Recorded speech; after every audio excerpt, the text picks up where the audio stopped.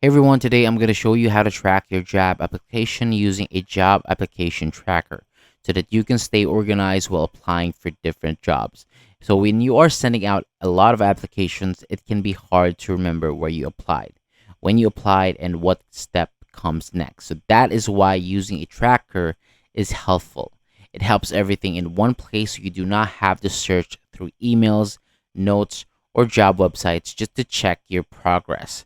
So to start, open the Teal Job Application Tracker website, then create an account or sign in. So once you're inside, you can begin adding the jobs that you want to track. So for each job, enter the company name, job title, job link, location, and any important details like the date you applied or the deadline. After that, update the status of each application. For example, you can mark a job as saved, applied, interviewing, or rejected. You can also add notes such as what resume you use, who you contacted, or what follow up message you need to send. And make sure that you check your tracker regularly, especially after applying or receiving an update. So, this will help you stay focused, avoid missing follow ups, and understand which applications are moving forward. And that is how you can track your job applications in a simple and organized way.